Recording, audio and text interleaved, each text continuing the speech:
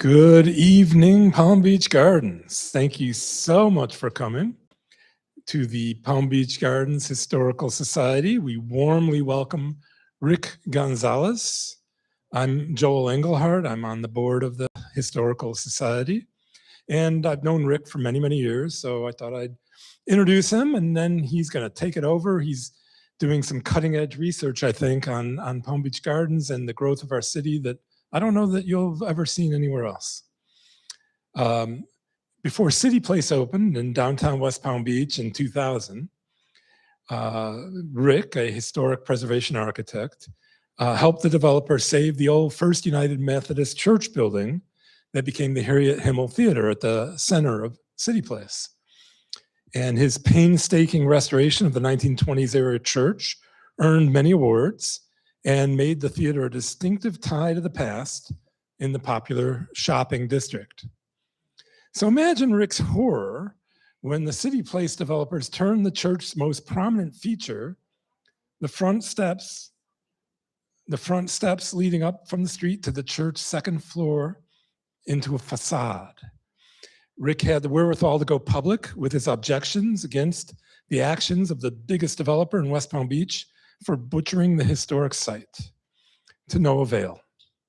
The building that once housed worship services is now an Eataly restaurant and market, much of its historic charm replaced by commercial appeal. But it hasn't always been a losing effort. Rick also played a critical role in saving downtown West Palm Beach's historic courthouse, the building that dates to 1916 and now houses the Palm Beach Gardens Historical Society.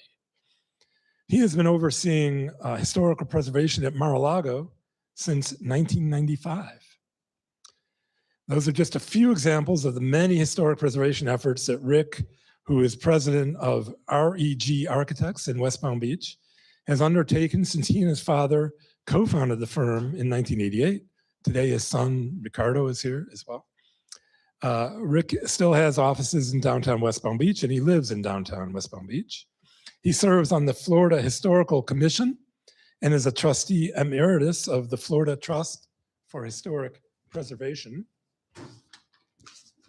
President Donald Trump recently reappointed Rick to a second term on the U.S. Advisory Council on Historic Preservation.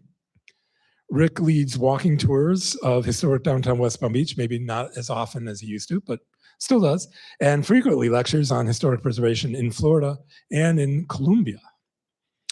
Now we have prevailed upon Rick to return to the Palm Beach Gardens Historical Society and talk about the city founded in 1959 and its rapid growth into one of Palm Beach County's biggest cities. So please welcome Rick Gonzalez. Thank you. Thank you very much, Joel. And I think I met Joel in the early 90s when the city of West Palm Beach went through a great experiment and they changed their form of government. And actually two great things happened. They changed their form of government, different to Palm Beach Gardens, not the same thing for everybody, okay? But for them, it was necessary. And Nancy Graham was the first mayor under the strong mayor. So if it would have been a bad mayor, then the whole experiment would have been, who knows where we'd be, right, Eric? So, and Joel was a reporter, and I think that's where we probably met at those wonderful workshops over a week in 1994.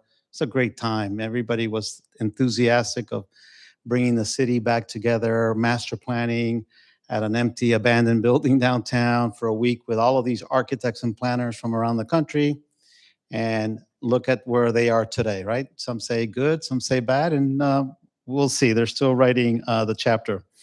Before I forget, and because I just mentioned that theme, I give a lecture series every year at the West Palm Beach Library, which, by the way, this is a beautiful setup over here. The library of West Palm Beach is not as impressive as this space, and they don't film the lectures, which is a shame. Hopefully next year we'll get them to do that. But I've been doing those for over almost 15 years, and the last one will be Monday evening. It's at 6:30, Ricardo? 6:30 seems to be a popular time, right before dinner, or early bird, you can have dinner beforehand.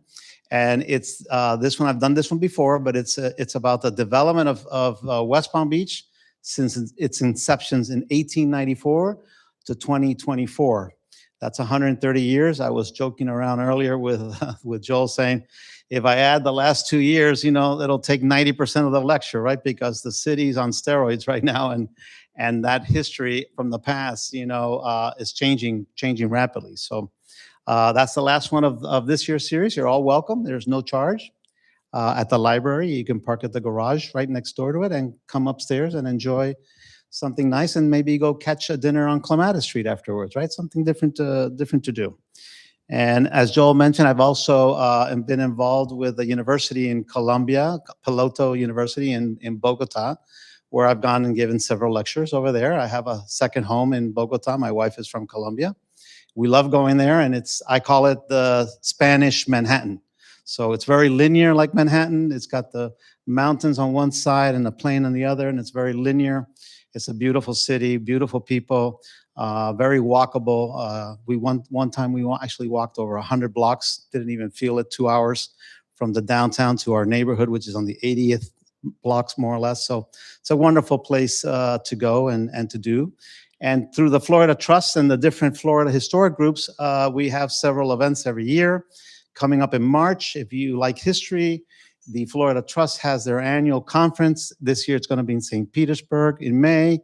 And the Florida Main Street program, which is a program for downtowns, historic downtowns, small ones, mediums, and large ones, they have their conference in July. I almost said August. Thank you.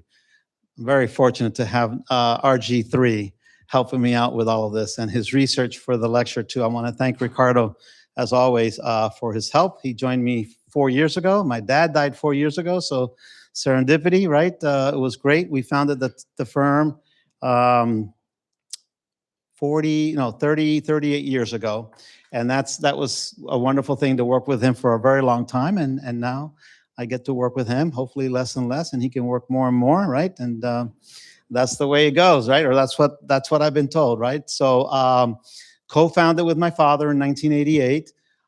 The advisory council is my second run on this.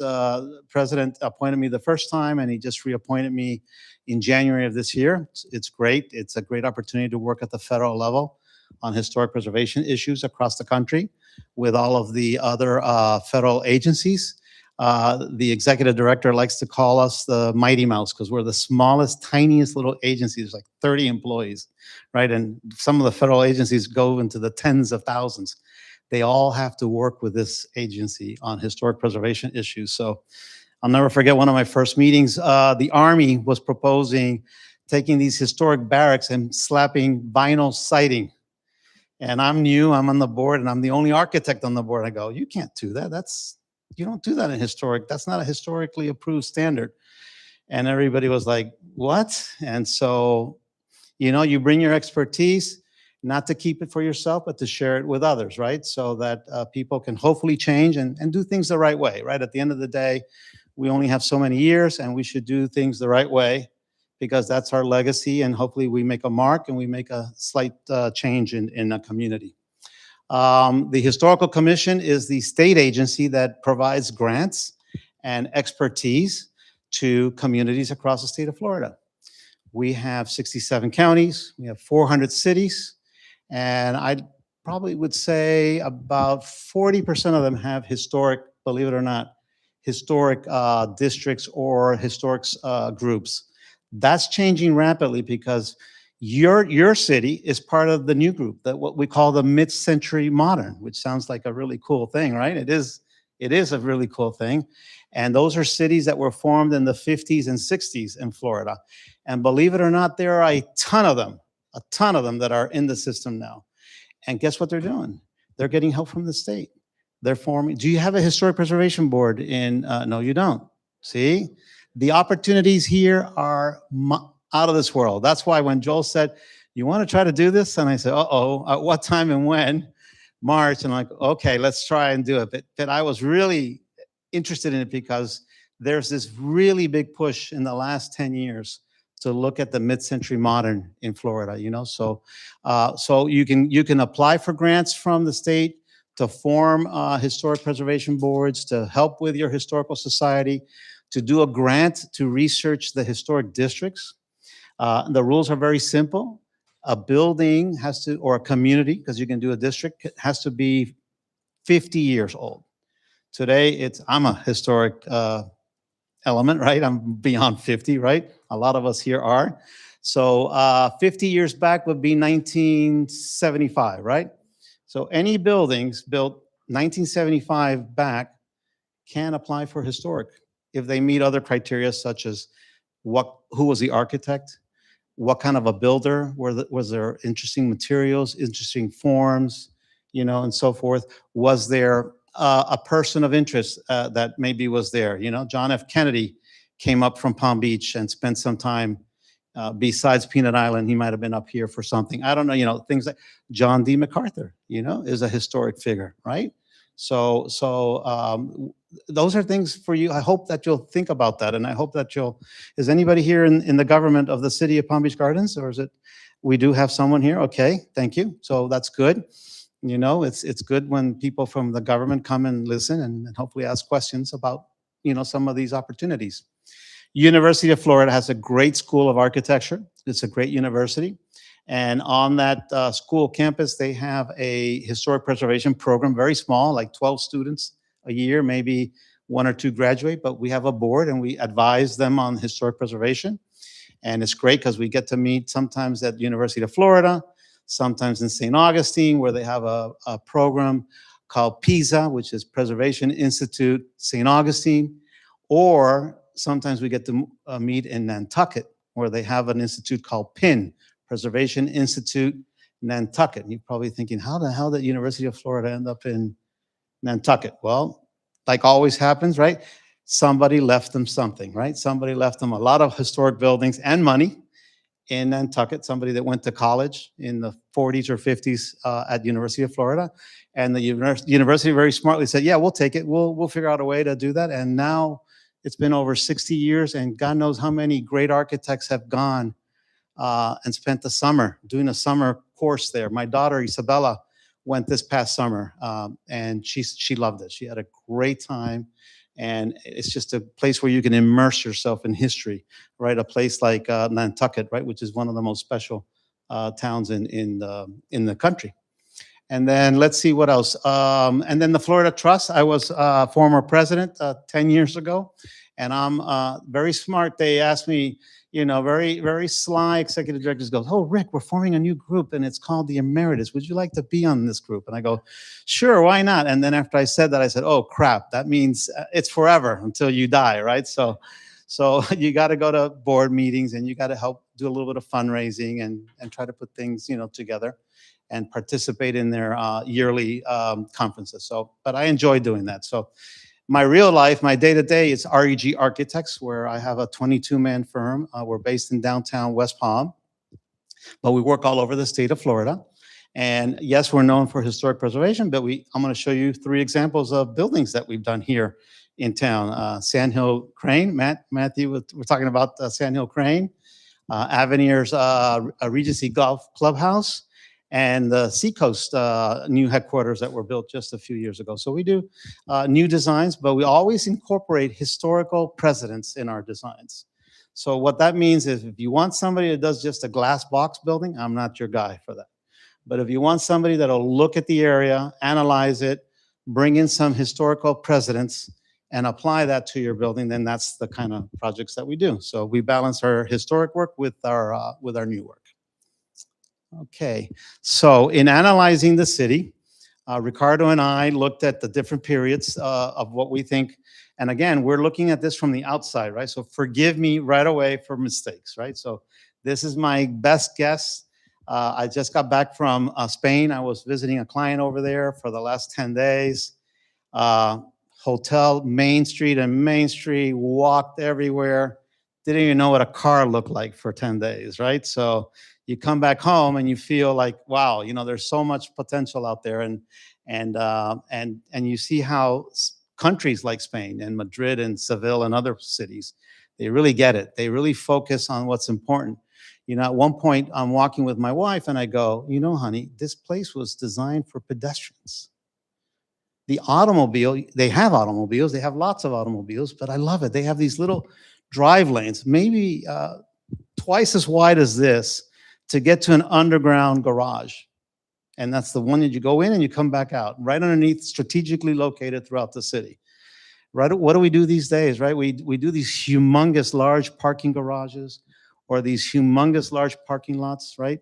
And so it takes away from the quality of life, right? It becomes a car-oriented society, and I think we just got back, so I filled my gas tank before I left, and I'm glad I did, because I think we're up to, what, 450 or something? Anybody got gas the last couple of days? Like 4.25, somewhere around there, and it's only going to go up for a little while, right? So keep that in mind, right, as we look at this wonderful city, and try to figure out ways of making it more walkable, and because it becomes more walkable, more connected, right? Another thing about Spain, parks, public parks, the Garden City. Think about that, right? What a genius of MacArthur. MacArthur was an amazing man, right? Like Flagler, did a lot of things, right? The Garden City, parks, the great equalizer. When you go to Europe or you go to Spain, El Retiro Park in Madrid, doesn't matter if you're very, very poor or you're very, very rich, those parks are for everybody, right? So green space and parks and walkability and connectivity. So we looked at the 4 periods, more or less. The first 10 years, right, the early days, 1959 to 1969. If you had one of these historic grants, you could hire a consultant to really go in and do a deep dive. We just did a superficial dive, but there are some really cool early mid-century modern buildings in Palm Beach Gardens. You just have to look for them, but they're there, right? The next period, phase 2, we just call it how the city started to grow, right? As early as the 70s and through the 80s, right? MacArthur knew he had something good over here, right? He was following the ideal of the American city, right? Of creating a place for families with a lot of greenery, a lot of connectivity, not just for living around here, but for working too, right? Sounds like somebody's on the phone somewhere. Okay. And then, of course, as the city continues to grow, the very large period that propulsed the city to where it is today, right? I think it's the second, Joel, the second largest city in the county, or the third, fourth or fifth. Okay, see, okay, Boca, that's right. Okay, so still very good size city, right? And then the last 25 years, and then maybe where does the city go, in the future? It's always good, we think, to look at the past, the present, and a couple of tips on the future, and maybe have a nice little dialogue at the end of the presentation just to kick around ideas, right? Nothing, we're not here to, change everything. We're just here to, bring some thought and some ideas of what could happen or how things could develop. But let me tell you, there's great potential. There's a great track record here in Palm Beach Gardens, I'm sure you're very, very proud of the city, has a great reputation, right? But like all cities, there's always a place to grow and things that you can do better. So the original city lines from North Lake on the south side to Donald Ross Road to Prosperity Farms on the east, and then out west through the Slow, and then all the way, of course, now to Avenir. I got my first job here in North Palm Beach in 1985, so 41 years ago. And I remember at the time I just graduated from Catholic U in Washington, D.C. My family was from Miami. I moved back to Miami, but I got a job up here. So I moved up here, got a nice job up here. And I remember on the weekends I'd go home to Miami. And I remember I'd get in my car from Old Port Cove. That's where my office, our building was over there, Omura KC Architects. Take PGA to I-95, right, the little loop, and then go south, right? And that's a memory, a very vivid memory of the very essential, right? Or I also remember I had a little convertible, and I loved to go on some of these streets, north-south streets, from the Gardens into Jupiter. They were just 2-lane roads, right? The Strawberry Market up on Donald Ross Road, right? Some of you are nodding. All those just amazing greenery of what most of Florida is, right? Slash pine and palmettos and other things like that. And so the original neighborhoods are shown over here too. And the original PGA Club, which was built in 1964. Now, when you look at MacArthur, you know, he's part of one of these great men and women that came to Florida in search of, just like they did 500 years ago, right? In search of, you know, paradise, right? Or in search of, I'm going to make a mark, I'm going to do something different over here, right? So for 500 years, we're the oldest state in the country, right? I mean, St. Augustine is the oldest city in the country. They were doing urban renewal 50, 60 years before they were even starting up in Massachusetts, right? So you look at all of these people, and especially last century, right? In the 1900s, right? Starting in the 1920s, with a part of the City Beautiful movement. Look that term up, City Beautiful movement, which was 30 years before MacArthur, or 40 years before MacArthur, right? And that was the idea that the cities had become so dirty, so industrialized, people were sick, right? You know, there was sewer open in the streets, you know. We had to green everything, right? Turn back to the green. Coral Gables is an excellent example of that. You know, Coral Gables was formed by George Merrick in 1920s, and he was a developer, just like MacArthur, right? You have to have, you know, people get angry at developers, but they have to have a reason, you know, to do something, right? In order to pay for their investment of time and money, and he's one of the best ones. Nearby, Kelsey City. Does everybody know Kelsey City is Lake Park, right? So Mr. Kelsey, beautiful plan. He hired one of the best, land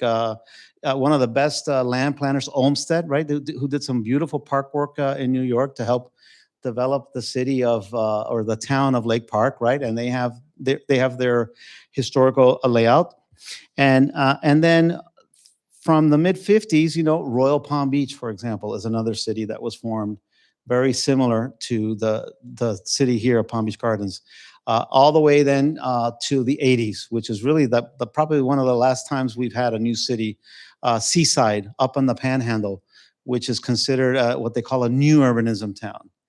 And what I like to call new urbanism is just old urbanism wearing a new jacket, right? So downtown West Palm Beach is old urbanism.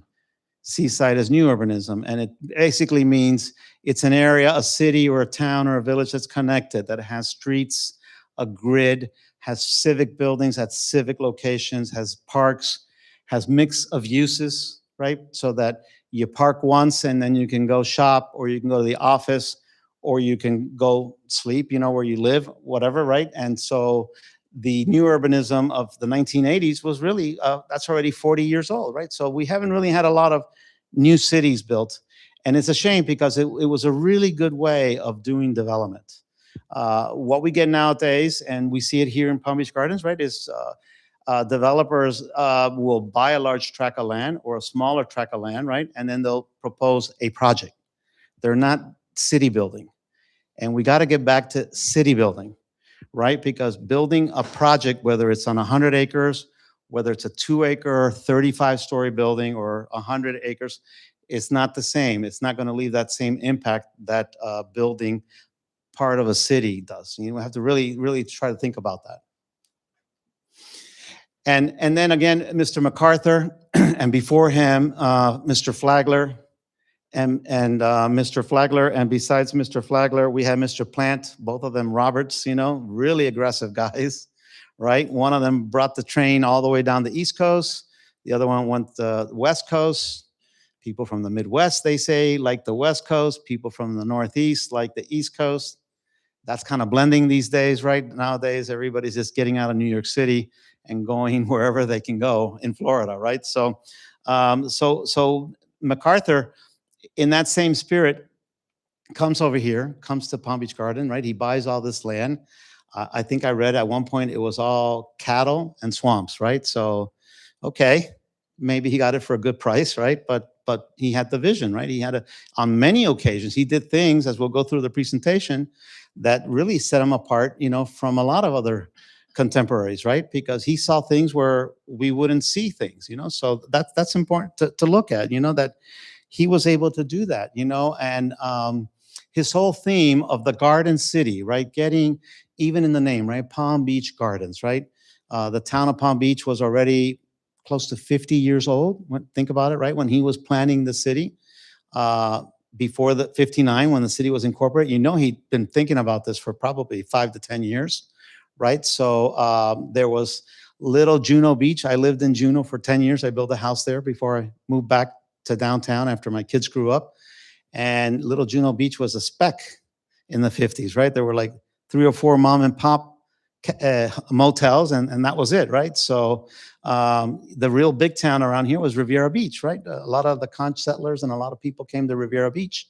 And so this large amount of land, these thousands of acres, right? The 4,000 acres, right, were available. And the fact that he purchased, and the fact that he said, I'm going to use gardens, I'm going to focus on the family, right? I'm going to make sure that roads work around the trees, not trees around the roads, right? How creative, right? We don't do that anymore, right? We get the developer comes in and scoops out the tree, moves it out of the way because, the road needs to go right there, right? I love the tree. I love the tree in the beginning of the rendering, right? When you drive by, I love that street. It's one of my favorite streets for many, many reasons. The linear park, the school, how it addresses the street, the large tree, right, just north of, at the entrance of the city, just off of North Lake, and how it goes into the historic neighborhoods of Palm Beach Garden. That's a wonderful street. It can only get better with time, right? And so he was able to do that, and then he'd spend the money on nature, right? I mean, MacArthur State Park, right, at the far east end of PGA Boulevard, right? And the fact that that was brought and it's there and it's available for us to look at, it's really, really important. And it's really important to see that he was able to work with people from different backgrounds. At one point before the commercial development all started, he met with Walt Disney, right? So we all know that Walt and him, two very strong men, right? Two very strong personalities, couldn't make the deal happen, right? So imagine Walt Disney World over here today, right? Anybody who likes that? And nobody. Good. I'm seeing a lot of no's. Thank you, Jesus, right? I mean, right? We were just at a conference 2 weeks ago, Urban Land Institute up in Disney World at one of the big hotels, and no, they are very lost up there. They are a very big blob of stuff with a few great little towns around, right? So it's interesting to see that thing up there from Daytona to Tampa, and where we're at over here, So, you think about the swamp, and there's a large section of it, right, that divides the city, right now, and then it goes even bigger to the west and to the southwest, right? Maybe that saved this area, I mean, back then, back in the 20s, you could dredge, you could do anything you wanted to do, right? I mean, all the way through the 50s, and then the environmental laws came in, and now, of course, today it's impossible, to move one small mangrove from your backyard, right? So it's interesting. And then again, besides designing a city, creating a city for people, for families, right? Which is one of the nicest things I can think of, right? We all have families, and isn't it great when you have the founder of your city designed it for families? That was his goal. But families need places to work, right? And so he goes out and he talks to Pratt Whitney. He goes out and he talks to RCA, and he convinces, these people, these leaders of captains of industry, right, to come down here, middle of nowhere, right, and open a shop, right? And how does he convince them? Besides talking to them, he gives them money, right, and land to, so he put his money where his mouth is, right? He had skin in the game, right? We don't have skin in the game anymore, right? Everybody today, the developers today, they just want to get in, get out, do their thing, and just go off, and they're not leaving a legacy, And so he was building a city for the present, for the 50s and 60s and 70s, and that required having office space, having churches, having schools, all of those things that make a real city, right? So so people didn't have to go to Riviera Beach or to West Palm Beach, right? So people could stay here and enjoy Palm Beach Gardens. And he did it. You can see Pratt Whitney. This is a mid-century building, It's changed a lot, like most of the larger historic buildings in Palm Beach Gardens, right? But it was a game changer, And the same thing with RCA, right? The RCA plant. And after that, the opening of the hospital, right? Right over here, just to the south of us, right? And the original PGA National Club, right? In the 60s, right? So golfing was another big thing, right? So besides the money he gave to industry, he gave money to golfing, right? So they would come here and open their headquarters and stay here and look at us now today, right? All the golfing communities that we have, right? Started off a little spark of getting the PGA to this location when there was not much in this location, you know? And RCA, right? All those years of development, you know, now it's an office center, right? But we call that adaptive reuse in historic preservation, right? We like to adaptively reuse existing buildings. We don't like to tear everything down, which is what we tend to get these days, right? It's, in fact, we have a slang. We like to say a historic building is the greenest building you can have, right? Everybody's enamored with the green, the LEED buildings nowadays, right? Well, if you're building a LEED building in a farmland out west far, you know, there's no way to get to it because there's no bus service, you know, or train service, you know, it's not that green, right? Because it creates a lot of energy to build something that's very isolated. But if you reuse a building, you're not sending it to the dump. So reusing RCA plant, reusing and adapting and changing Pratt Whitney, you know, those were all great ideas of adaptive reuse in a modern way, not so much historically, as you would say, from the 1920s, but still buildings from the 50s and the 60s that have been used that way. The hospital has changed over time, right? And it's had a lot of additions, you know, but the essence, the core of the historical original hospital are there. And then again, strategically locating buildings throughout your city, right? Very important that you can spread it around, right? The high school, right? The Gardens High School over here this is military, right? Churches, this is just one. This is St. Mark's Episcopal. Junior high, Watkins over here. And Palm Beach Gardens Elementary, I think it's this one over here, right? Yeah, over here, right? So here's an interesting point. St. Mark's, are you familiar with Sarasota? Yes, have you heard of the Sarasota School of Design? Look it up. It's a very cool school. What it is a school of architects from all over the country, again, Midwesterners, and also from other places that came to Sarasota in the 1950s and helped create a Sarasota style.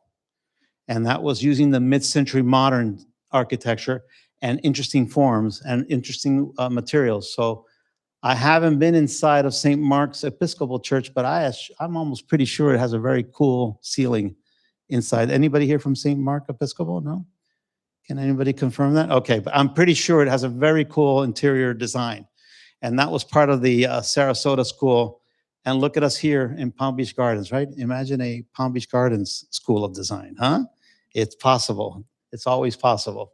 And the high schools too, very nice mid-century modern. Doesn't look like that today, you know, but it has its intention or its original design of that mid-century feeling that was part of this new era in Florida development. And then again, additional buildings in the early periods here, right? The second phase. Interesting enough, the old City Hall, and then when they built the new City Hall in the late 90s, they kept it, and then they built the new buildings around that. So that was pretty progressive, by the way. Because nowadays we try to do that almost everywhere. Seacoast, the water treatment plant was done like that. We just finished the City Hall for Royal Palm Beach, same thing. We built around the existing building so they could stay occupied. What they call move once, right? So city commissioners and mayors, right? They like that, right? They don't have to go out and rent a third space. They can just stay there to the last day. Over a long weekend, move them. On Monday, they're working out of the new building, and then they can start tearing down the other building and put a park or put a parking lot. You know, so this was very cutting edge when this was done. It was very well done. It fronted the street, which is part of the principle of walkability, is to have a building in front of a street, facing the street. So it gives you a little sense of, you know, location. You feel comfortable walking on that sidewalk, you know. And of course, it has a lot of trees, which is what Palm Beach Gardens is very famous for, right? It's the trees and the shade, which makes it a very walkable city because you have that kind of shading where you don't have it in many other locations, right? Here's the church too again, right? This is more what it looks like today. It's kept You know, that could be designated historic. That could be your first historic landmark in Palm Beach Gardens. Isn't that cool? I think that's cool, right? That you can say, you know, when you run into all these old farts in West Palm Beach or Palm Beach saying, oh, we got all these historic buildings, you can go, well, we have some too. Oh, really? Yes, we do. And they're mid-century modern, which you don't have, right? Right, Joel? So there you go. That's how you can separate a little bit. I love this poster too. So Ricardo found some old posters. Now, my dad was a really good rendering perspective guy, you know, so this looks like a beginner renderings, but it is renderings, right? So because they're freehand, but they're very cool. They're all ranch homes or mid-century, right? 62. After the mid-century period, the next period is the ranch period, which is most homes that we see all the way through the 80s. So those are the two historic periods that are available here in Palm Beach Gardens. The mid-century modern, 40s to mid-60s, and then the ranch, mid-60s to early 80s, you know? And so look at all these models, right? I don't know where the price is. I thought I saw the price, Ricardo, right? But they weren't expensive, right? The Continental, the La Fiesta, right? I'm Hispanic, right? So you don't say the La, right? That's like the same. That's like the Fiesta, right? The Day Palm, right? Just great. The Floridian, right? And the match comber. I thought there was a beach comber somewhere, but and then the Parade of Homes, right? In 1962, right? Where to come and see that work, right? Where this core in the city of Palm Beach Gardens, right? And coming to that, even these other model homes over here, Fairway Homes, that's another example of that period, you know, of that special period. Today we look at those houses and we think that, God, they're so small. How can any family live in a house that small, right? Well, our bodies have changed. Our buildings have changed. It's really sad, right? We're a very obese country, right? We're not walking enough, right? We've done the same thing with our architecture. We bloated everything, right? Nothing breaks my heart. I live on Flagler Drive, just north of downtown, and I love to ride my bike. And I go to Old Northwood Shores, and I see big McMansions replacing the historic homes. So it's not just the downtown buildings that are being replaced with big buildings. They're doing it in the neighborhoods too. And it all started about 10 years ago, believe it or not, in Miami Beach. Miami Beach had historic areas that were not protected. They were not designated. And it started very slowly. Somebody would buy a lot with a beautiful old Spanish house, tear it down, and build something that was 30 feet tall, 2 stories, huge, covering the entire lot. And that started, and now it's the opposite. There are a few historic homes on some of these islands, and it's all with large buildings, you know? So you have time, you know, if you do this historic research and you do this paperwork and you get a place like that beautiful church, you know, St. Mark's Episcopal, you know, or other historic type buildings like that, designate them. What happened at the Harriet was a travesty. It was one of the most important landmarks in downtown West Palm. And I simply asked, I said, why are you letting the developer do this? Oh, well, it's his building, a mayor said to me. It's his building. I'm like, what are you talking about? It was a city building. The city assembled all the land for the City Place project. You own it. You gave it to him, and you said to him 2 things. You have to keep it for public use, and you have to protect the historic character of the building. That's all the city asked them. And then they build their, you know, 55-acre, $500 million project around it. Well, they needed to make money there too. So they got rid of the public use and they butchered the building, right? Because it wasn't designated, right? So now I use that as a case study on how not to do historic preservation. I've been doing this for 41 years. Joel knows me. I've been doing this for 41 years. That's the first time in my career that I've been able, and I've lost a lot of buildings, right? We've lost a lot of buildings in history in Florida, and we've been fortunate. We've done a lot of restoration works. It's the first one that we restored that was actually significantly modified to lose its historic character, you know? So I hope I don't see more of those. I hope that was a one-off and that won't happen again. All right, so MacArthur in the early 60s, he does this plan for a little neighborhood. Anybody live in Lilac Village? No? Oh my goodness. So you do, okay, you did. I love Lilac Village for many things. First of all, for its urban design and its planning, right?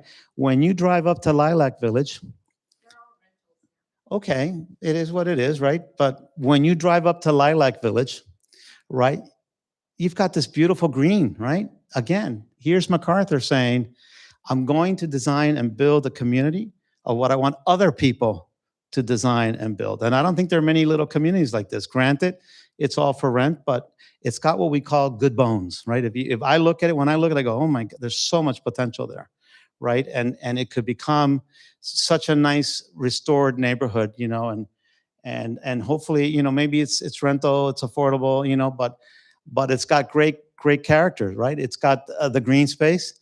It has its civic building right up, which is the clubhouse, right, for the neighborhood, and then its common areas, and then it has 2 blocks of housing, right? So it's very interconnected, and today those little trees are huge, right? They're beautiful. You know, it gives you that shade, that Palm Beach Gardens way that's so special, you know? And another thing I like about it too is the design of the buildings. You know, this is very mid-century here, but there's a variety of them, right? Some of them are gable, some of them are flat, some of them are gable and flat, right? So, and people have used them for different things. Some of them use them for carports, some of them screen them in for ping pong table or just to hang out, right? So it's very flexible. I think that's another thing that we've lost. We've lost flexibility. We everything, right? HOAs, right? Who lives in an HOA? I live in a condo HOA, so, right? We are screwed, right? We have to follow rules and follow rules. I sometimes say I want to sell everything and move to Micanopy, Florida, and buy 3 acres and just build a house and forget about the rat race, right? But I have to, you know, stay working, right? So HOAs, right? And the lack of that, you know, in a place like this allows you a little bit of freedom to do different things with the buildings that you might not be able to do in an HOA where, you know, everything is set in a strong rule. The next expansion, as we move now into phase 2 of Palm Beach Gardens, would be I-95, right? That connection, as I mentioned, 10 years later, when I got here to town and was able to drive on that connection, you know, I always thought that was bizarre, right? Miami I-95 goes everywhere, and you come up here and move up here, and wait, you mean I can't go to Stewart? I got to go on US 1, or I got to go, and it's so far west, which is actually a blessing for every little town from Palm Beach Gardens to Stewart and beyond. Why do I say that? Because they don't have I-95 next to them. Because if they did have I-95 next to them, they would have 1 million Walmarts, 500,000 McDonald's, and a lot of the garbage that we see off of our highways in the country, right? You don't see that in Madrid. It was amazing to me from the beautiful airport. You drive on a highway, you come into the city in a tunnel, and the driveway all of a sudden turns into a boulevard. I mean, my eyes were going crazy when I got there just to see the change in the landscape from a highway, right? A 6-lane highway converted under a tunnel, comes into the city, and it becomes a boulevard through the city. You know, it's just amazing. You know, it's amazing. It can't be done. Other places have done it. And also, this is a great picture because it shows you how much land, right? This is RCA, right? I-95, and that's PGA, right? And I guess the courthouse was over here too. That's also, the original was a mid-century structure too, right? And nothing, right? Nothing else, right? Except the original neighborhoods over here on the south side of Palm Beach Gardens, right? Now, as we start developing, this is the current map. I'm just going to show an overlay. And these are additional first neighborhoods, right? They're a little bit more compact. They're smaller. Infill development. Some of them are not too small, right? Of course, PGA, which became Balanals. I think that's the location, if I'm not wrong. Is that right? Yes. Okay. Thank you. And then smaller Cabana Colony. You know, it is there. The mall, which is 80s. We'll talk about that later. And then some of these other neighborhoods to the east and to the south. Right. None of this was built back then. Right. That was all in land holdings, right? The MacArthur Foundation, land holdings, which was crazy, right? Because South Florida from here south was exploding in the 70s and 80s, right? I mean, Broward County, right? Broward County doesn't have one blade of grass left, right?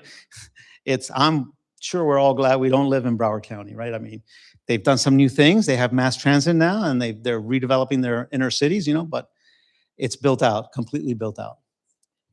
And part of the allure of the 70s was now the ranch style of architecture, which is a historic, believe it or not, it is a historic period of buildings, right? So the ranch houses has, again, longer horizontal pieces with pop-ups like this. This is also very common that you'll see in the Devasta townhouses, right? Which is a two-story house, make it look like a one-story house. I would love to ask Mr. Devasta, why did you do that? Were people afraid of two-story houses?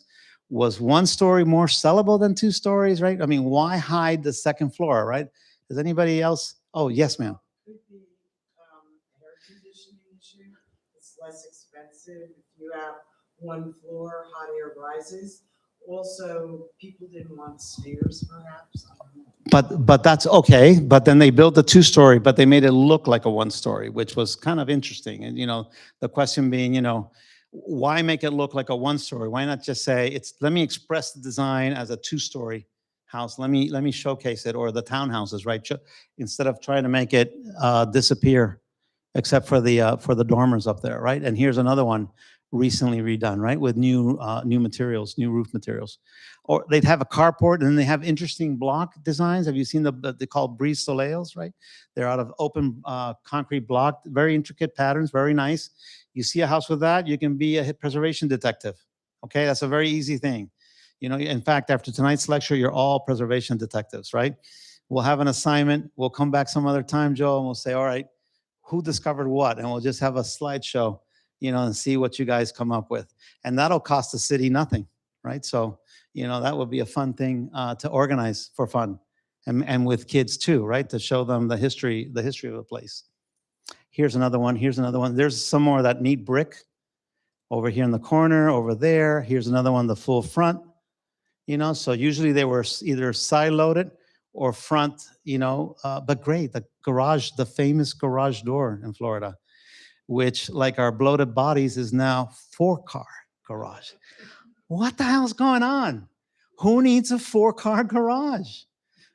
Go rent a warehouse and park your cars in there or something. 4 cars. I actually saw a model house somewhere in the newspaper, and I almost said, what is this?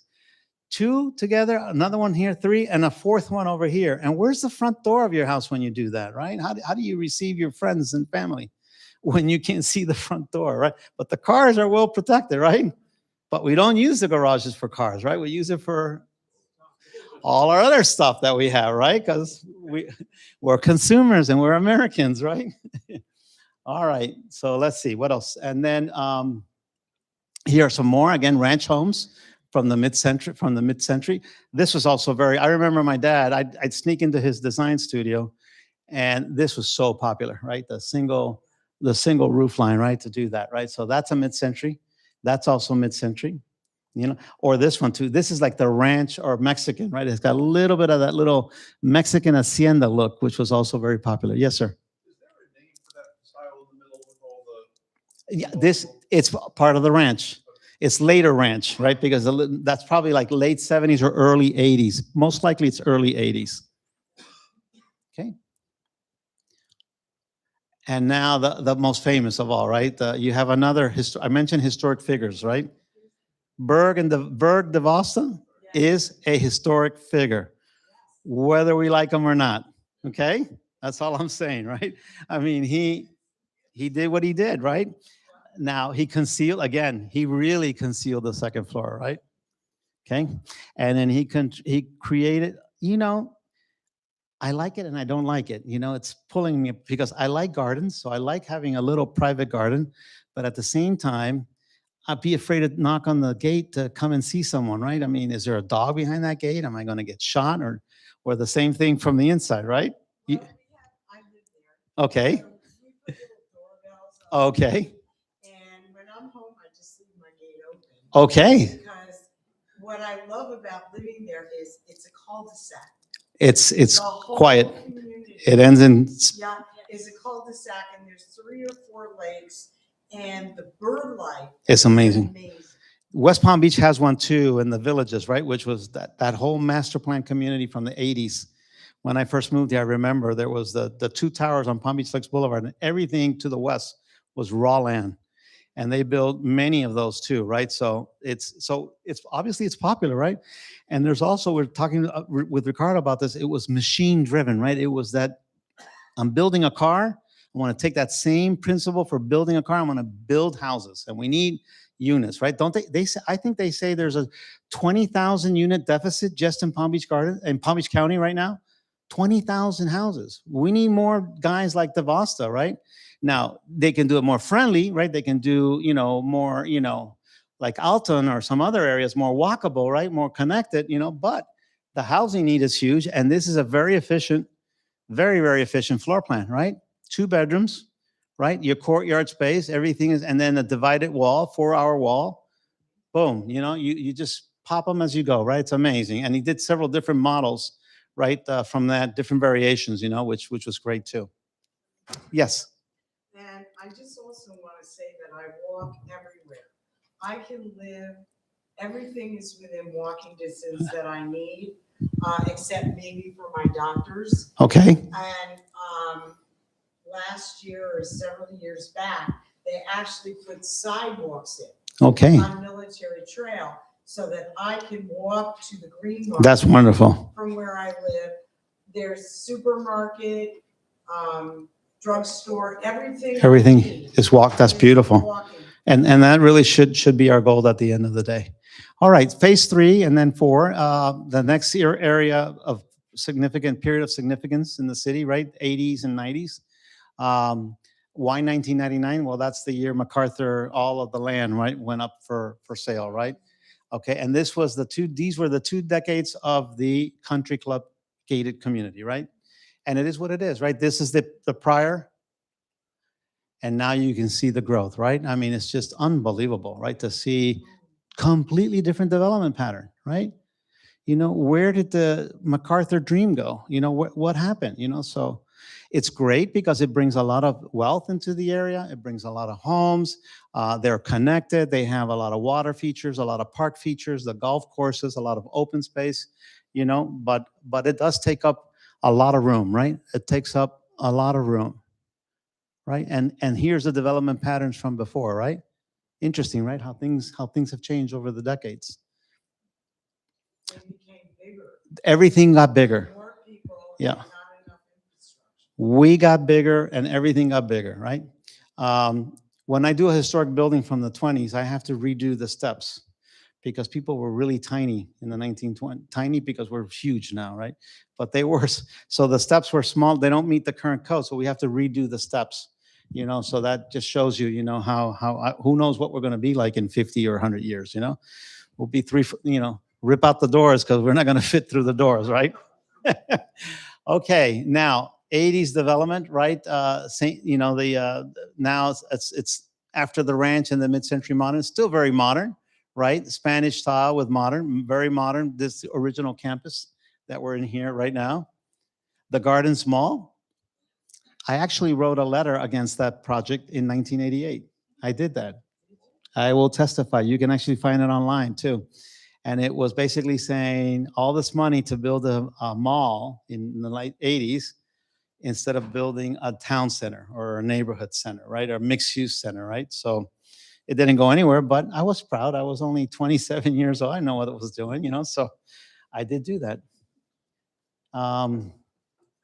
And then additional work from the 80s, right? Now PGA was left and Ballin Isles came, but they came back a second time, right? So it was kind of neat that they kind of love this area, right? It was perfect. All of these gated communities are around. And so PGA National, Lloyd Ecclestone and his group, right? They did a marvelous job, right? That is one large country club. And it's amazing how big some of these clubs, Ballin Isle, this one, and some of the other clubs, East Point. We did a new building at East Point just a few years ago, just a couple years ago. Yeah, at where it's more of the athletic center. It's not the golf center, but it's the athletic center. And that's one of our projects.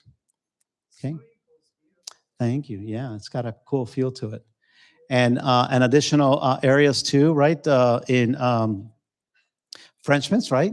Another beautiful community just on the farther east end. Evergreen, which is a very walkable. It's designed differently than the other gated communities, right? I don't think there's a golf course there, but it's very connected with the boulevards and the walkways. So somebody's thinking differently now, right? A developer's coming back and saying, well, maybe we need to do this a little bit different, you know? And then Old Marsh, which is very interesting, it starts combining some of that swampland, right? But it's not swamp now, it's nature, right? It's natural areas, it's, right? And it's a beautiful way of doing the preserve within a preserve, right? It's a really cool idea in terms of master planning a community. And again, the final phases of the city from 2000 to 2025, there's a wonderful list of things, and I'm going to focus more on the buildings. Oops. And this is it, right? This is the last filling in the parts, right?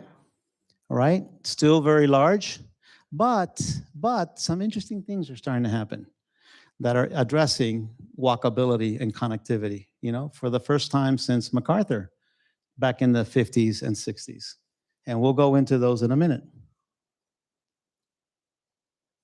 And another thing happened too, right? Which was, again, the nature areas that are now protected, right? You can't build on them anymore. So now people have to go a very long way. But when this is Avenir, I think, right? Avenir, right? So, but Avenir, you know, they have office space, right? They have commercial space. You know, they're trying to keep that very smart. You know, city within a city, right? A lot of cities have done that around the world, right? So, not a bad idea. You know, it beats this, by the way. This is terrible. This is the worst development pattern that you can do. A kid on a bicycle here can go absolutely nowhere, right? Over here, he has a chance, right? There are sidewalks. There's a little store. You know, there's the club. There's a lot of things that they can school. There's a lot of things they can do that they can't do. They can't do over here, right? This is called the acreage, which is, I think, north of Royal Palm. Royal Palm Beach is down here.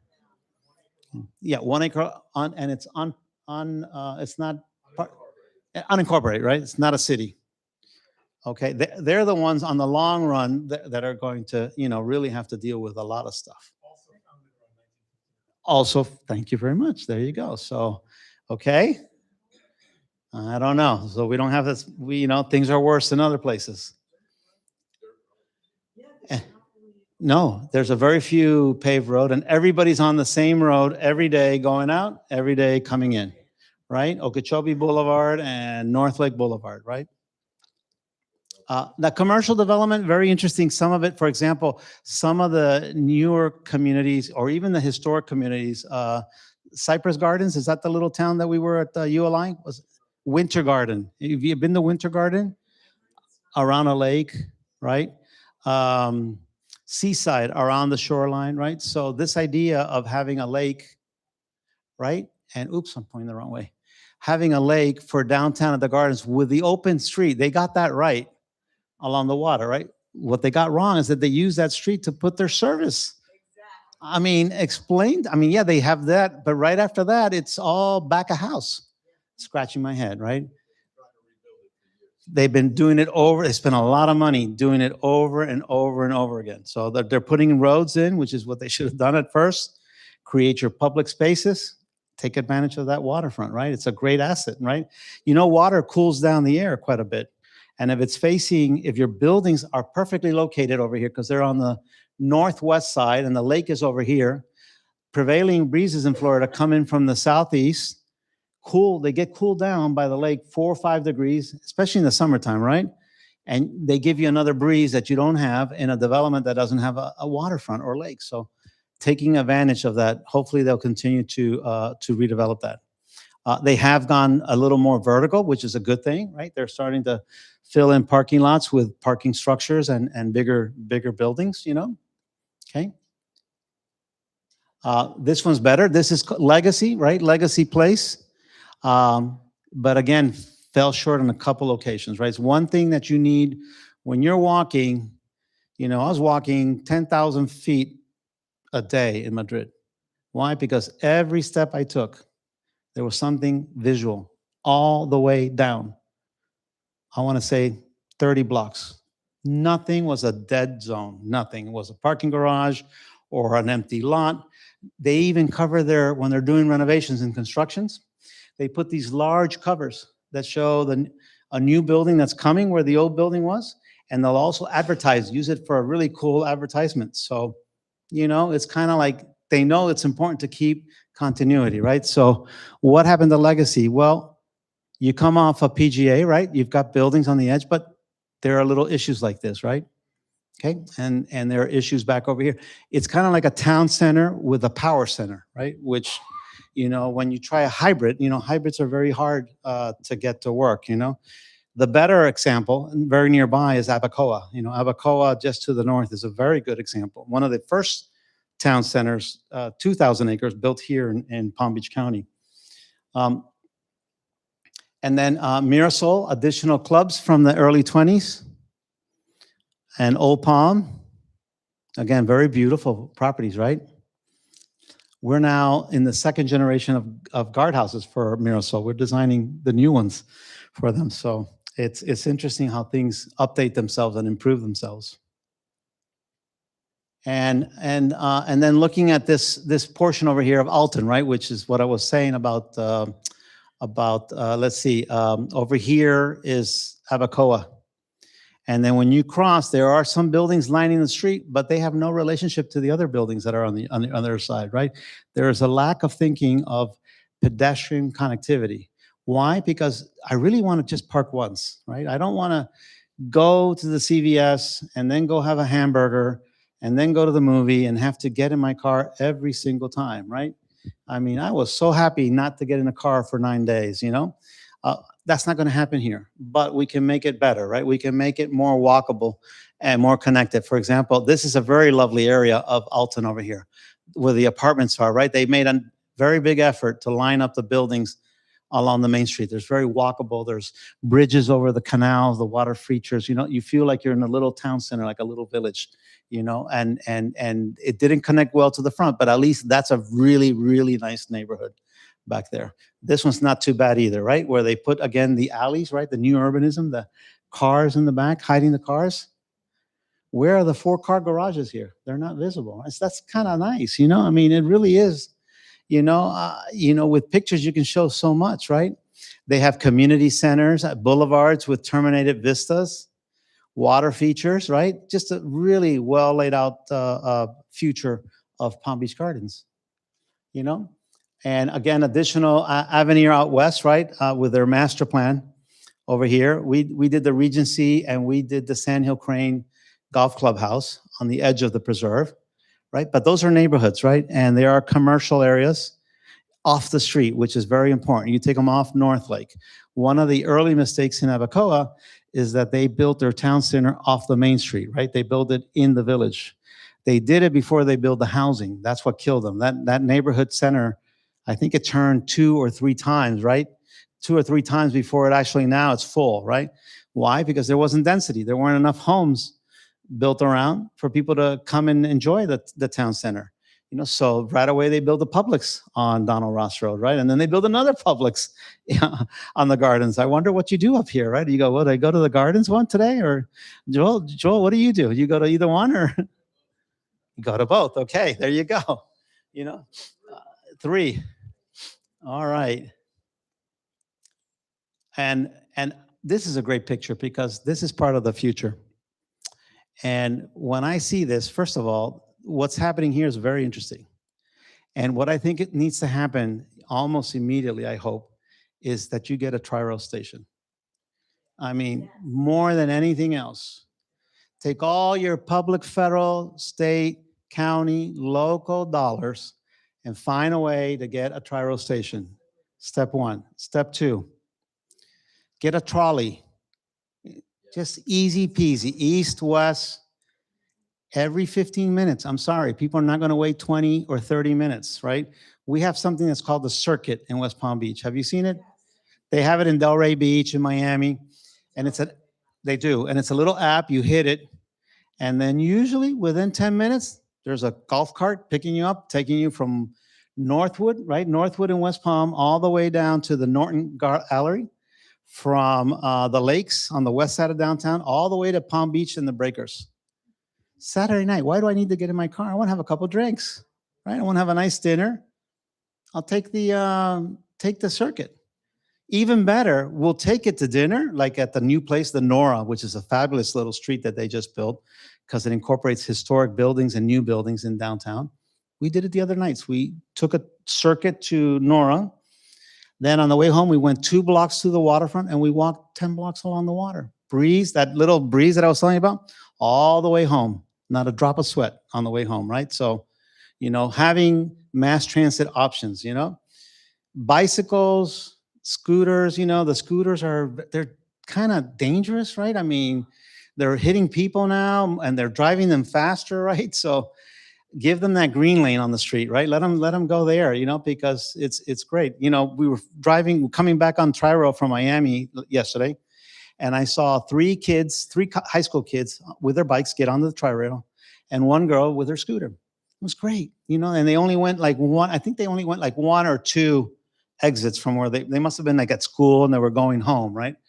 And they said goodbye to each other and they each went on their own way off the train station. What a great way. Mom and dad, you don't need to pick up a teenager in their 50s. You need some independence, you need to be able to find a way to commute by yourself, So when you look at this area, I was telling Joel a little bit earlier, from here to here, which is where we're at, right?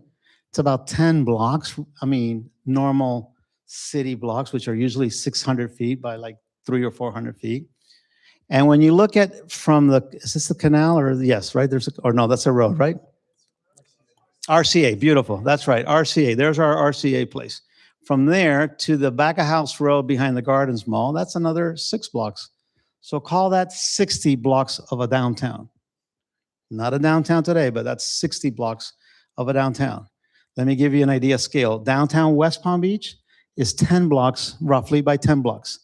It's 100 blocks. So you're 40% less than West Palm Beach, but you maybe have 10% of the housing that downtown West Palm Beach has, right? And so that's an area that's very walkable, right? That means that the Gardens with that train station, right? I think it's being proposed over here, right? It used to be over here, but they moved it over here. With that train station and with the trolley system, there's future opportunities for redevelopment of some of these parcels to give you a sense of place, give you more connection that might not exist there. And FP&L is now building their second tower over here, right? That's a ton of people that are going to be working here. 2,000 people? And how many there now? So 2,000, double it to 2,000 people.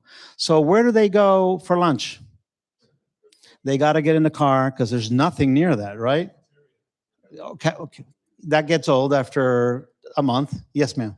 Well, I know, I live in PGA military and trying to get out of my development, even though they put a light there. It's still hard. So, yeah, because they'll go right in front of where the funding light. Yeah. Block everybody. Getting out. Also, the Tri-Rail, what I'm hoping is that a lot of the people who commute here to work Yes. will take the train. That's right. That's not get in the car. In Europe, what they do at the intersections, they paint them really cool, like to make you nervous, but to give you the space that don't stop your car here. This is don't block the box. Perfect. That's it, right? Okay, we're almost done. Density is coming right over there, and that's a good thing, right? In fact, there's a train, right? Somebody wisely, I guess, to get this approved, right? Showed the train. So let's make that train happen because you just got a lot of development rights and you got to get that train to accommodate all of these people. People are building a lot of less parking these days. In Miami, you can now build a 50, 70-story building with no parking. Yep. You get now. There's a metro mover. There's a metro system that you get points for that, right? So you get to build a lot less. If you have a hotel with residential or office, you have, instead of 5 parking spaces per 1,000, 2 parking spaces per 1,000.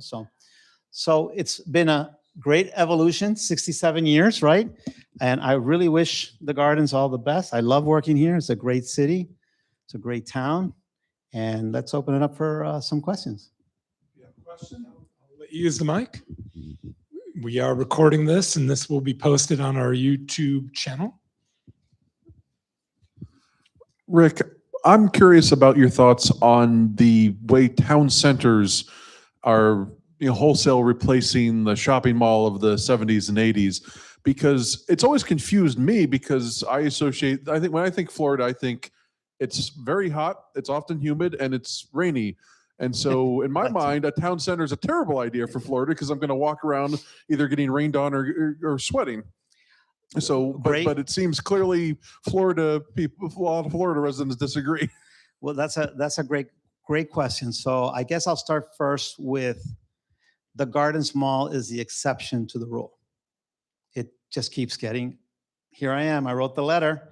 It keeps getting better and better. Right now, they've added they sprinkled some housing nearby, right? They haven't embedded it. Imagine seniors being able to walk downstairs, right? And like we see in many other cities, and walk the mall to get their exercise, right? So malls could be better, right? They're dying in the United States, right? When you look at town centers, my town center is downtown West Palm Beach. I like to walk. And I've tested it even in the summertime. If you find one of two things, a covered arcade, right? With a paddle fan would be better, right? To move the air, that humidity that you're talking about, right? Or big shade trees, And people say, some of the new urbanists say that palm trees don't provide shade. And I disagree with that. I actually think day palms and several types of palms out there, royal palms, they give a nice footprint, but they have to be close to each other so you have a continuous shade. If you don't have continuous shade or movement of air, then it becomes, you're right, it becomes very difficult. But that's why when you see Legacy missing those big chunks, right? Or the town center at Alton missing those, you're not going to want to walk. You're right, in the middle of summer. But go to Abacoa, right? Joel and I did that one day. Remember, Joel? We did that. We did a comparison.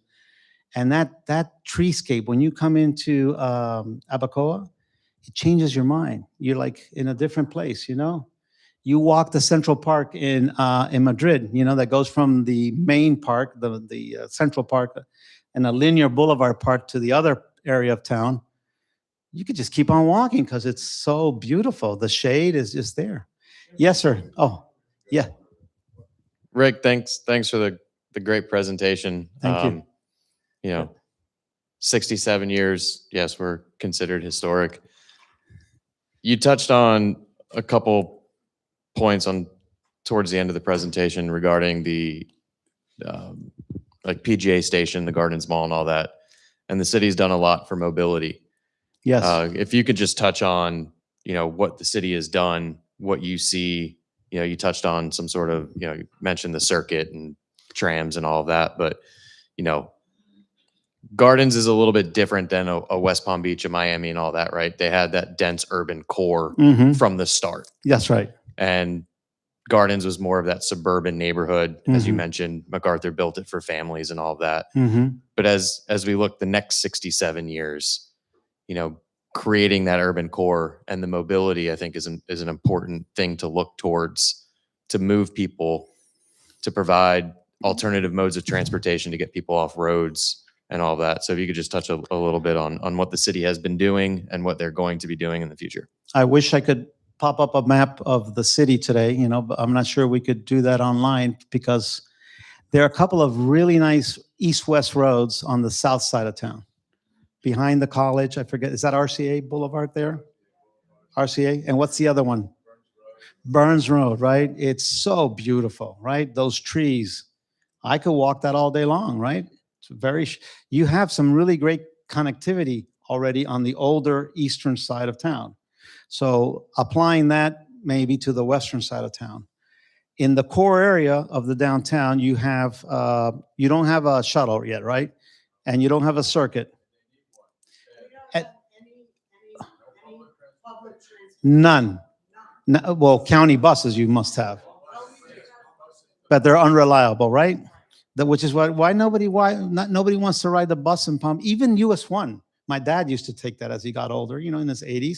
He's not supposed to drive. I mean, it's hard to drive when you're 80, 85 years old, right? So he'd walk a block from his neighborhood in the south side of West Palm and catch the bus to downtown Clematis Street. Although a lot of times a friend of ours would drive by and pick them up and drop them off at the office, but he had an alternative means of getting from from south to southern to downtown. So we have to give people, we have to figure out the transportation issues like now. Gas, yeah, we have a lot of gas now, but we have a war now, and, those issues might change. And to be dependent on that, we really have to find this way of living that you see in South America and that you see in Europe, right? Which is compact, walkable neighborhoods, right? With a mix of uses. That has to be number one. Hold on, he's got his hand up. Oh. Make a couple notes. Hi, Rick. Good to see you Oh. again. Right, Robert? Yeah, Good to I was see going you. to make a couple notes about the mall and the associated downtown. The mall, one of the owners used to be a client of mine, but they've been absorbed into Simon now, which is an incredible center. I know it's got issues with malls in terms of what they do, but I found that the downtown at the Gardens was very nice. And in fact, many times I'll go walk that lake. And Okay. it's absolutely It's beautiful. Yeah, it's a great feature. And it has a bit of a connectivity to the north side of that lake that goes into the apartments, but normally it's kind of closed, the gates. And if that walkability could be expanded towards Legacy, it's like you have these islands Right in here. Palm Beach Gardens. You have Yep. the Legacy From- is an island, From and there's hardly any Yeah, way to thank get you. to it unless you drive to it, which I like the Legacy. I like the Barnes and Noble and all the different stores there. But Thank you That's right. captured it right. Yep. That it's a power center and a town center trying to figure out what kind of center it is. And a developer just acquired it in the last 2 years. And I think So- that needs some residential Shrink it a little bit. to Legacy. Yes. But it also needs that ability to walk because Yeah. you don't have a way. You have to drive. That's good. And even the connectivity between the mall to the downtown where the lake is, there's really no real connectivity there. And so I think that that's a great opportunity Lost. for the city, Yep. but to really expand on the downtown to the mall, across the street to Legacy. I don't know if you have to do an overhead, going over the road to walk, because surface, going across 6 lanes of traffic is just not a great idea. But create something where you go overhead. And I know that's got vertical clearance issues, but to extend that walkability. And I think one of the things that I just picked up today, I had not even thought about, and I've been in this area a long time, is the tri-rail station would be fantastic, except where do you go without a whatever little commuter Right. thing? I mean, you want to walk or you want to bike or whatever, but you're stuck and you're waiting on the little trolley to come get you. And it's not bad. I mean, you and I know downtown West Palm, it's nice, but sometimes I could just walk, but you're stuck. And so Yes. I don't know if there's an opportunity in the city to figure out how to get the pedestrian to expand the downtown walkability right at that downtown around that lake, to go to the south, go over to the mall, get over to the station project that you were calling it, is to really, and even if you're at FPL, Yeah. how do you get there? You have Connecting. to wait for the bus. Connecting. And it's an easy walk if you had an overpass. So there's such an opportunity at that node. Well, It's phenomenal. It so really is. some lessons from other places, right? Like West Palm Beach, which we all know. When City Place opened in 2000, there was no service. City Place developers, the developer, they made them pay with the city center partnership. The DDA put a partnership to run a trolley. The estimates were for the first month that trolley might have 3,000 riders. It had 30,000 riders. It was a huge success.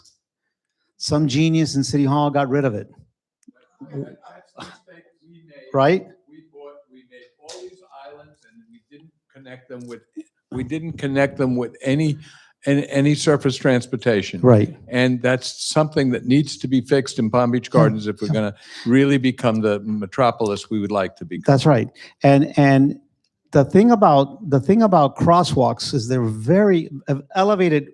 Crosswalks are very expensive and they don't work very well. except for one location I've seen it work extremely well, and that's in Bogota. And why? Because there's 8 million people. So they need to cross that lane. Now, I'd love to see a case study where somebody would allow me a 6-lane road with a divided island in the middle. Let me do a little gazebo in the middle of the street. Let me pinch the crosswalk at the intersection. You can make the fast lanes, but when you come to the intersection, slow it down so we can make it, put some shade trees. Oh, some signage, and maybe drivers will figure out, oh, I'm coming to an urban zone. I need to slow down.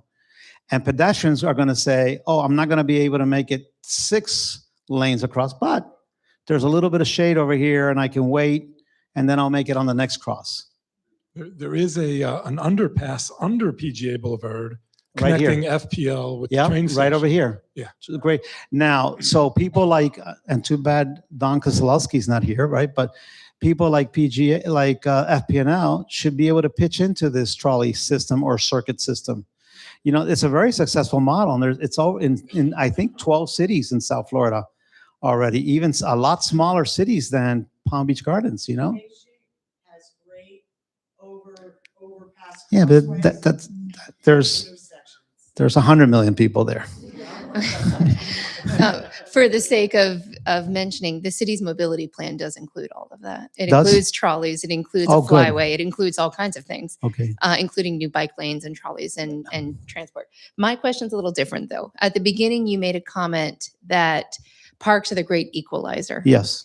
What happens to community cohesion when it becomes partially privatized by fees?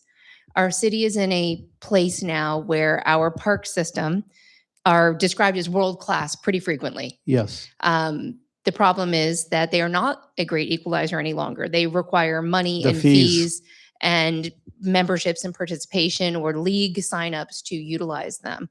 We are losing our free open space. So what happens to community cohesion when you have to privatize through our own city's fees? Yeah, that's a difficult one, right? You don't want to segregate what used to be the best thing around, right? Which is parks, streets with trees, and water features, right? Those 3 elements, you know, are, you know, any kid should be able to. I remember growing up in Miami, riding my bike everywhere.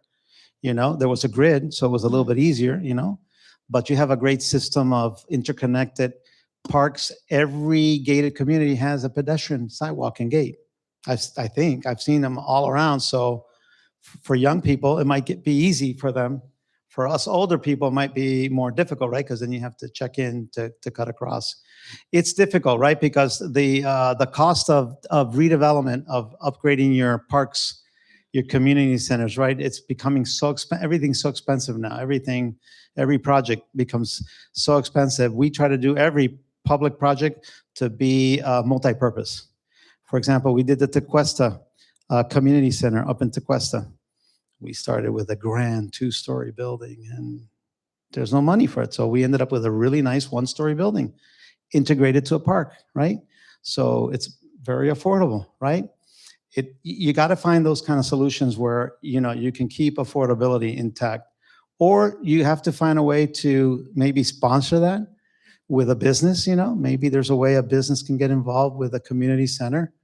You know, I don't want to call it the CVS Community Center, but, you know, find a way to get them to help, you know, the underserved, you know, people that might have a more difficult challenge. You do have a challenge here, but not as big as West Palm or Riviera Beach or Boynton Beach, right? Or some of the other urban cities in Florida. So you're ahead of the game, by the way.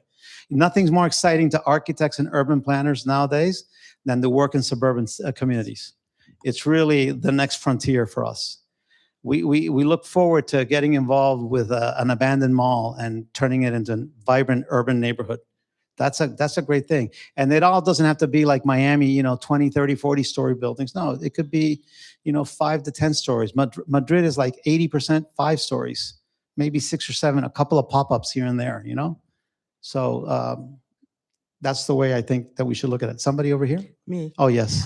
Sorry you missed the transportation panel I moderated a couple of years ago. You pooped out.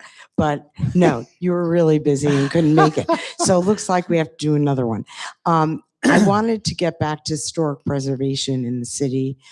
and was wondering to get your feedback. I don't know if you're aware that they're going to build an ice skating rink I've heard about in it. the middle of beautiful Holly Drive, that Lilac Street community, all of in our historic part of the city. What is the impact Is going that the to one that's be? under construction right now? Yes. It's huge. Well, how do you feel about its impact on historic preservation, on our way of life in that neighborhood for those people? Wrong use in the wrong location. Thank you. Thank you. You know, because, okay, great. Ice skating is really popular now, right? The Panthers keep winning, so it's going to become even more popular, right? You know, so kids need somewhere to go learn and get better at hockey and all the other stuff that they're doing, you know, but the land was probably a lot less expensive there, right? I would assume, and that's why it was purchased.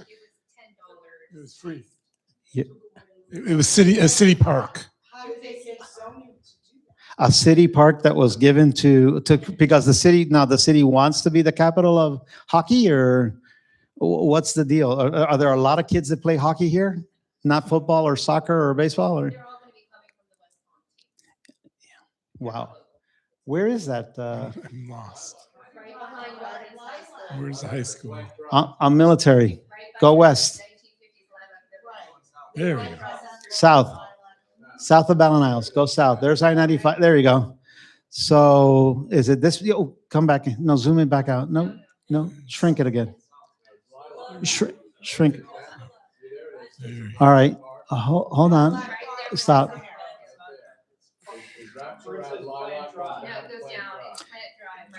I think it's this park There over it here. is. Yeah, oops.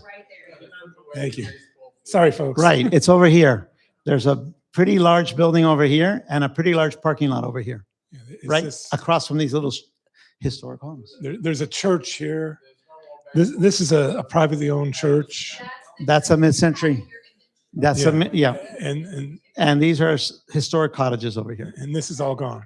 That's right. And that thing is being built over here. Wow. That was the city's original park. The first. Wow. So I'm just. And are these tennis courts still there, or did they get rid of this? Pickleball. That whole strip is gone. That whole thing. It used to be hockey, now it's pickleball. Yeah. To the church. The little blade between the church and that little blade belongs to the church. That's all of that's gone from above. Okay. Yeah, So maybe the ice rink could have fit better there up against the street, not against the residential. Would have been better on Central Avenue with all the tennis courts. Yeah, at the park. You've got a great county city park over there. Exactly. That's where they do the art show, right? That's a hell of a park. Well, can I just follow up though? This is the question, which is how do you keep community cohesion? This was my question. Oh, how do we keep You didn't warn community me. cohesion when we're doing things like building a very large scale building, concrete building? It does have a nice design. I'm Yeah. not opposed to the building itself. I'm opposed to the location. But how do you keep the community cohesion? And this is a very expensive sport. This is not an No. inexpensive activity. No, it's for So- people with means. Yeah. And again, how do you keep community cohesion if parks are supposed to be a great equalizer, which I agree with? Yes. My hometown has lots of parks in Sebastian, Florida.